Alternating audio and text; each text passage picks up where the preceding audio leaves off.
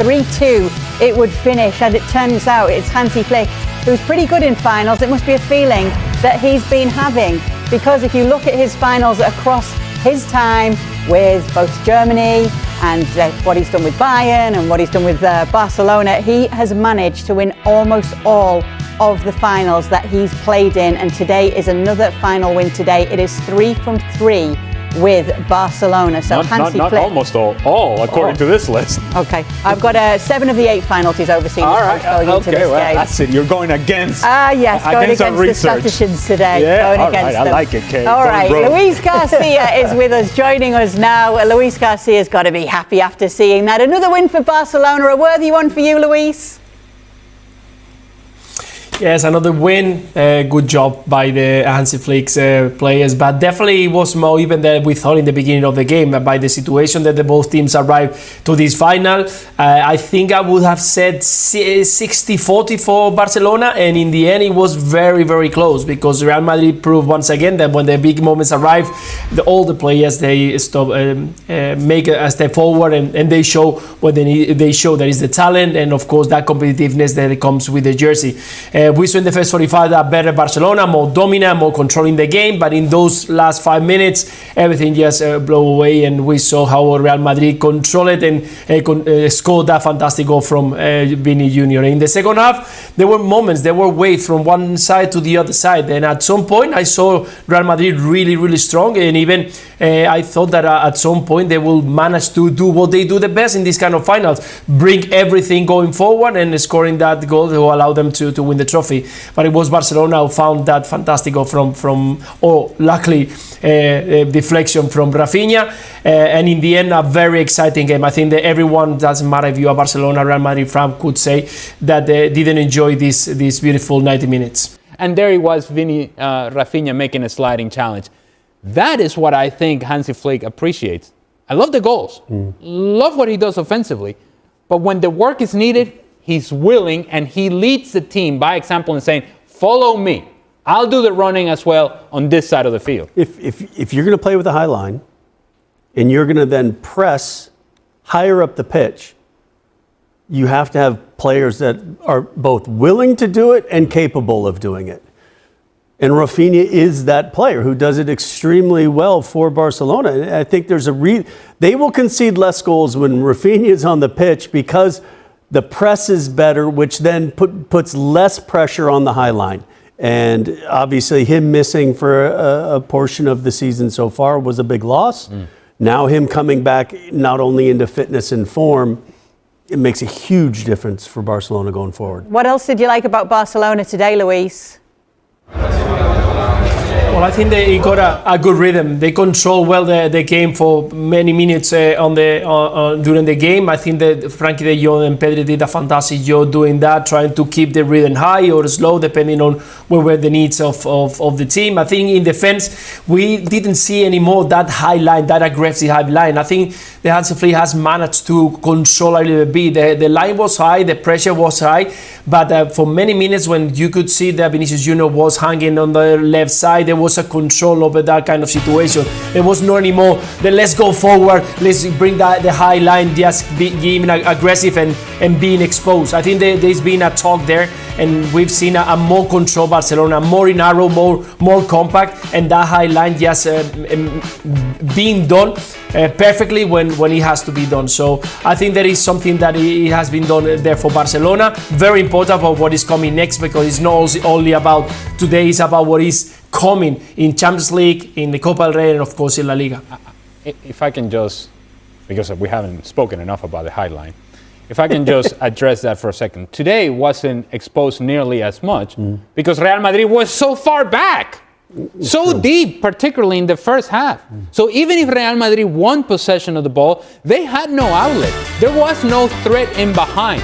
The only threat that came in behind was because Vini was dribbling past people to get in behind. So really, today was not the day to say whether does the high line work or not work. What worked was the pressure. The initial pressure that allowed Barcelona to get possession of the ball right away and get on the attack right away. But Real Madrid had so many numbers behind the ball that by the time they won the ball, there was, again, nobody making a running behind, no outlet, no way to stretch Barcelona.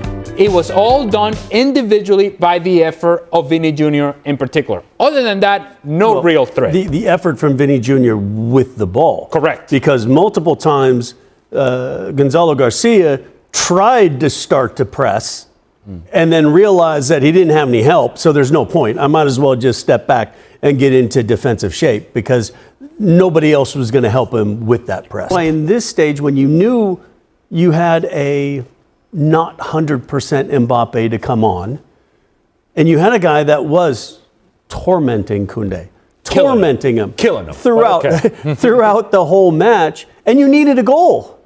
It really, and you've been battling with this player.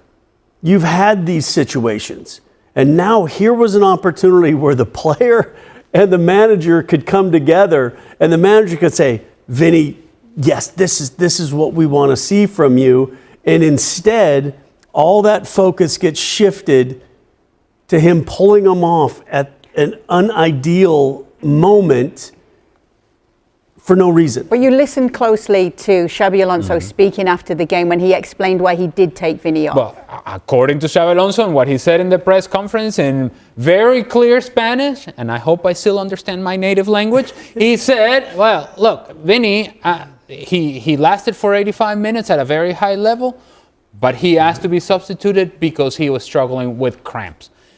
Now, I wish you could have seen the press conference with us. Because while he was saying what he was saying, it wasn't all that convincing. I wasn't convinced that he was telling me exactly what happened because he said he lasted 85 minutes. He didn't. He took him out in the 81st or 82nd minute, right? Beyond that, even if his leg is falling off, you leave him on the field. Because 30 seconds earlier, he was running circles around Jules Koundé, and he was the one player that consistently had been good for you offensively. The only threat that you had in the attack up until that point had been Vinny Jr. So again, even if he says I'm cramping, hey, you give him some electrolytes. Yeah. Here you go, buddy. 5 more minutes. 7 more minutes. You're gonna be stuck out there because I want you to be the guy that I think you can be for us and that you've already been for us in this game. This was, I don't think there's any argument that this is the best game that Vinny Jr. has played under Xabi Alonso, and you take him off the field. I don't get it. Well, he ended a 16-game drought as well with his goal, so he's feeling better about himself. Well, but also there was a reason when you were also going to be probably cheating a player at this stage because you're down a goal. You know that Barcelona's had better possession. So now you're saying, okay, let's not get all 11 behind. Let's actually leave Vinny, who might be cramping a little bit and a little bit higher. They're going to Barcelona, then they're going to keep a couple players back because they know they've not been able to defend him one-on-one, that Koundé is going to need some help. So it might just open up the space and say, okay, Vinny, look, wait for that opportunity when you get the ball to go take somebody on because you're having that day. And instead, you pull off your most dangerous player. Yeah, the best defender today for Barcelona against Vinny Jr. was Xabi Alonso. For the life of me, even if he was struggling physically, just the threat of Vinny was keeping Barcelona focused on Vinny. And that free space up for the guy that you just brought on, who is less than 100% in Kylian Mbappe and needs all the help that he can get. Instead, you make a decision for Barcelona. Xabi Alonso did Barcelona a favor. Ask Luis Garcia. He's the Barcelona fan. Ask him if he was happy when he saw Vinny Jr. come off the field. I'm sure he was. Do you agree with what the boys are saying, Luis? Yeah, I think it wasn't the right moment to take off. We saw Vinny Jr. just walking out of the pitch from the side one. They then go to the middle to say goodbye to or wishing the best luck to the players coming in. I think it was always a threat. I think when Vinicius Jr. is in that kind of moment, even though if he's cramping, I mean, unless he cannot walk, and I don't think that it was the case, I think there is always a threat. Having him in that left side, you can tell him, listen, just stay there, just don't move, don't run back, don't make any pressure. But with Barcelona, with one player less, and having Vinny Jr. in the top form, sharp, and with that confidence, that's where he's more dangerous. So I think that it would make a favor to Barcelona, removing him from the pitch. Luis, this decision aside, do you think Xabi Alonso did enough with Real Madrid today to keep his job if it was dependent on this Supercopa, which we were hearing back in Spain?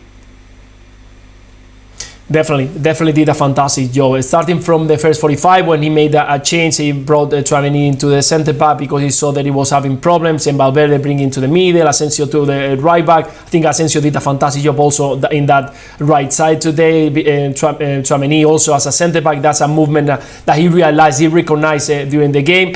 And I think that the A plan that they had to play against Barcelona, it was the correct one. You cannot go open against Barcelona. You cannot go bringing players and committing players forward, because they are fantastic at the moment. They are with a lot of confidence. The movement of the ball, they do it quick, and they start bringing the ball in through the middle, and then you're going to have problems. So I think he did a very, very good job. Understood what it was the plan against Barcelona, that they will have their options with Vinicius, with Rodrigo, and maybe with Kylian Mbappe in the second half. And in the end, let's don't forget, they had two big options in the end to get the equalizer, and it was only a matter of luck or a good touch to put that goal in. So I think he did a very good job, and I'm sure the fans of Barcelona, the fans of Real Madrid, apart from removing Vini Juniors, they're going to be happy with Xavi on today's game. Do you agree, Casey?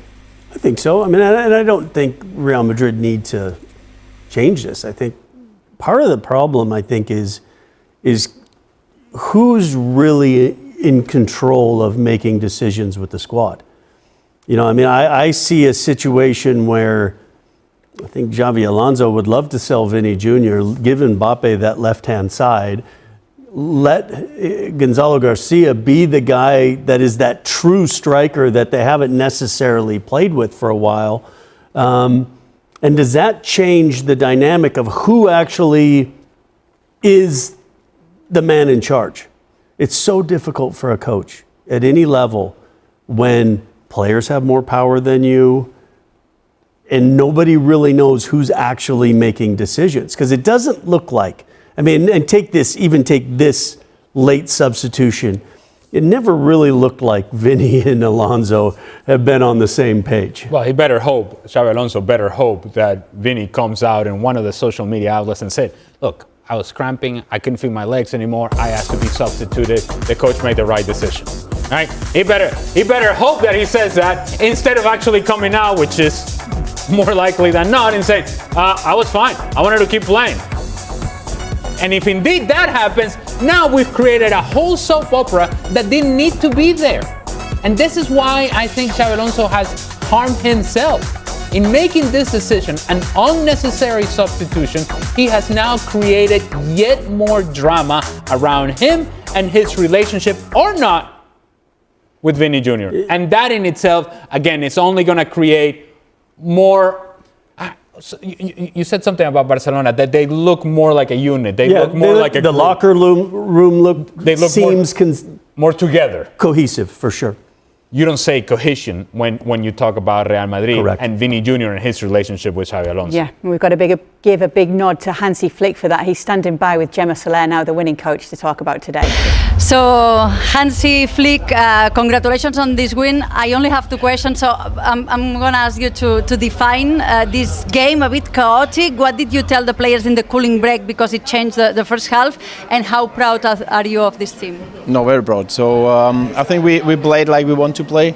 We play like Barca normally wants to play, our philosophy, and this is good to see. So I think we have a lot of ball possession today, but at the end the most important thing that we won, and I think also we deserved it. And the last question, yesterday you mentioned that this title maybe is not the more important, but last year it brought you so much energy. You think it's going to be like this season to pursue the Champions League, the La Liga, and all the challenges? It's not easy. It's not easy because I think we have in January, we have every 3-4 days we have huge games in Champions League, in La Liga, but also in the Copa. It's not easy for the players, for us, but at the end, I think also it could give us a lot of confidence. But we also showed again how good we are, and we scored with the goals, and this is amazing. Congratulations! We'll let you enjoy with the players. Thank you very much. Thank you. Gracias. And there we go, most Supercopa de España titles, 16 for Barcelona. They were already holding the record with the 15 they had, but it is back-to-back wins for them against Real Madrid in this fixture. Yet another trophy for them, and they've won 3 of the last 4 editions. Luis is still here. He's a final specialist, is Hansi Flick, and he's definitely getting the best out of this Barca team, Luis. Yeah, definitely. And the guys that were mentioned about the cohesion inside the dressing room, you can see that there is a fight in between all of them to try to bring the team to the best of the best. And last year, Champions League was kind of a challenge. They won La Liga, they won the Super Cup, and they started this season kind of the same way. And they got that low, and now they are recovering players. They can rotate more. Today, you have a look on what they got on the field with Ferran Torres, with Rooney, with Dani Olmo. They got so many replacements who can change the direction of any team. So I think that right now he must be very happy. They've been conceding also less goals in the past month and a half, and I'm sure that this trophy is going to make them get more confidence for what is coming next in the coming months. So yeah, congratulate Barcelona because they did a fantastic job, even though it was a very difficult game, but definitely they are in the right direction to be again a big successful year. Whether that's Rafinha, who we already talked about, whether that's Robert Lewandowski, on today's feeling by Hansi Flick. Imagine if you're Ferran Torres and the manager is telling you, I have a feeling about the other guy. How does that make you feel? Well, the only good part that helped is it's a Robert Lewandowski. Yeah, of course. It's a legend that is kind of coming in with that feeling. But remember, this is also a Barcelona side that we never know who's going to be registered. We never know what's going to. There's always some. Why bring it there? Because it's relevant. You're having this success, and Hansi Flick is having this success when there's still turmoil going around the club. And that kind of shows you how galvanizing he's been and how that locker room is kind of together. Yeah, speaking of galvanising as well, because you think about it, they lost that first Clásico this season in La Liga, and then they've only lost at Stamford Bridge to Chelsea in the Champions League since then. What you're seeing with this team, going back to the cohesion and the unit side of things, is that even if it isn't the best day of one of your better players, the other players are stepping up and being counted. And again, you're depending on the players to deliver for you. Think of Joan Garcia and the pressure of Joan Garcia going back to Espanyol and all the build-up on that game. And Joan Garcia was the MVP of that match, where he's making save and here, they find a and win. a save there, and a save here, and a save over there. Because most times as a goalkeeper, when you have a great game, you don't win. So what you're able to do is have a great game against your former club. When you're getting called a rat. When your team isn't playing particularly as well as you expect them to do. So it's now his turn to help the team, and then they get a late goal and they win. And look, what has been clear, because you just mentioned the first Clásico that we watched. So this was back October 26th. Since then, Barcelona has taken off. And it didn't seem like that was going to be the case. It felt like it was Real Madrid in full control of La Liga, and that has just disappeared. So while Barcelona seems to be trending in the right direction, trending upwards, Real Madrid, not so much. And while this Supercopa de España may be sort of framed by Real Madrid and Real Madrid supporters as a positive step, as a step forward, let's not forget that we're hanging on against Atletico Madrid in the semifinals. So we can shape the argument however we want to. The truth is that Barcelona continues to win, and Real Madrid has a lot of work to be done. Luis Garcia, we're going to let you go to bed, but you get the final say on the winners Barcelona tonight. No, nothing. I think the guys just breaking down very well. I think that this Barcelona right now is stronger than a few months back. I think they understand that working together, that rotation is working. The manager's message is getting into the field. Today, we didn't even mention about Gerard Martin, that he was the perfect partner for Cubarsí not long ago, and now it's Eric Garcia, and the team is still working in the same way. It doesn't matter who is playing in the middle, who is playing up front. Rotation are working. Rashford came on in the second half and did a fantastic job, even though it was closer also to score once or twice. So I think that the direction, the strength, the determination of this team is in the right direction. We'll have to wait and see, because anything, any game, any moment can be a turning point and go to the other one. We've seen it so far with Real Madrid, with Atletico Madrid, and also with this Barcelona at the beginning of the season. So strong Barcelona win, and I think that right now they are in a good situation to feel that they can be challenging once again for every single trophy. Yes, and we'll be following it closely. He's a true Luis. professional, Luis, by the way. True pro. True professional, because you know, within his heart and soul, he's enjoying this quite a bit. He's going to dance back to his room now. But yes, there we go. Congratulations to Barcelona on winning. Mikel Arteta's work at Arsenal is being viewed in an even brighter light after the recent coaching shakeups elsewhere. With Chelsea parting ways with Enzo Maresca and Manchester United moving on from Ruben Amorim, the contrast is hard to miss. Arsenal has kept moving forward under Arteta, giving him time through difficult stretches, and now seeing the payoff as the club pushes again in the Premier League title race. It also raises a bigger question about strategy. While Chelsea and United are changing direction again, Arteta has been in place for more than 6 years, outlasting a long list of managers across those two clubs in that span. That stability has become part of the story, and it was a major talking point on the Seeing Red podcast with Tom Canton and John Cross. Beyond reacting to Amorim's dismissal and breaking down wins over Aston Villa and Bournemouth, plus Manchester City's loss to Chelsea, the conversation kept returning to one core idea: structure. Not just who is the coach, but how much power that coach has, and whether the club is built to support a long-term project. Cross pointed to Arsenal as a rare example of patience turning into real strength. He argued that Arsenal's willingness to back Arteta through the messy early phases helped create the stable position they're in now, and that this kind of time and support investment is what can turn a club into something truly solid.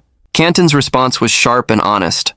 Arteta's arc, he said, has almost become a problem for other clubs, because it tempts them to keep coaches they probably shouldn't. But at the same time, it's still the best example of what can happen when you hire the right person and actually give them time. And that time wasn't smooth. The discussion highlighted how Arsenal could easily have pulled the plug early. 2 8th-place finishes, then 5th, missing out on the Champions League, and a Europa League semi-final exit to Unai Emery's Villarreal. Any of those moments could have pushed a club into panic mode. Instead, the argument is that Arsenal recognized the bigger reality. Arteta didn't have the resources to compete at the required level right away. The squad needed a rebuild. The roster needed to be refreshed. That's where the comparison to Chelsea and United becomes even more pointed. The podcast suggested that recruitment and decision-making structure are often what determine whether a coach survives. If signings don't land, results suffer. And if a coach doesn't have enough influence, or the club isn't aligned behind a clear plan, it becomes much easier for things to collapse. In other words, giving time only works if the coach is empowered to shape the team in a way that matches the vision. Cross also emphasized that Arteta's situation stood out because he pushed to be a true manager, not just a head coach. The idea is simple. Top coaches want a real say in the build, and they want the club to match what they were promised when they took the job. The discussion even pointed to how Arteta survived a low moment, like the home loss to Burnley, because the club stayed behind him. And in that period, with fan pressure affected by the COVID-era environment, Arsenal were able to hold their nerve instead of reacting emotionally. Meanwhile, the big unknowns now shift back to Chelsea and Manchester United. Who replaces Amorim? And how will the next chapter look at Chelsea? The answers may come sooner than people expect. But for Arsenal, the reality stays the same. They're stable, they're moving forward, and they're still in the title chase, while others are starting over again. And that contrast can shape how people judge every manager in the league. Because when two massive clubs hit the reset button again, it forces the same question Cross raised on the show. Is the quick switch actually fixing the problem, or just delaying the real work? The bigger takeaway from the discussion is that time isn't a magic solution by itself. It only becomes valuable when the club's structure supports the plan, and when the coach has the influence to push the squad in the direction he believes it needs to go. That's why the distinction between head coach and manager kept coming up. The podcast point is that if a coach is expected to own the results, he usually wants a meaningful say in the decisions that shape those results. And if he doesn't get that, patience alone won't save him. That's also where Arteta's early struggles get reframed. Those finishes and setbacks could have become a reason to panic. Instead, they became evidence of why alignment matters, because Arsenal chose to treat them as part of a build, not a final verdict. And once the squad was reshaped the way the club believed it needed to be, the results started to reflect that long-term approach. So the repercussions aren't just about Arsenal looking stable, it's about how stability changes your margin for error. When you don't reset every year, you're not constantly starting from zero. You're building on decisions, learning from setbacks, and keeping a clearer identity. For Chelsea and Manchester United, the immediate consequence is obvious. They're changing direction again, which means the next appointment carries even more weight. Because every new coach isn't just judged on results. He's judged on whether the club is finally giving him the structure and authority that the role demands. That's why the question at the end matters so much. Who will replace Amorim, and how will Liam Rosenior do at Chelsea? because those answers will test the exact theme the show kept returning to: time, support, structure, and control. And for Arsenal, it's a different kind of pressure. Stability doesn't guarantee trophies, but it does keep you in the fight longer. And right now, while others restart, Arsenal get to stay focused on what they're already doing, chasing the Premier League title.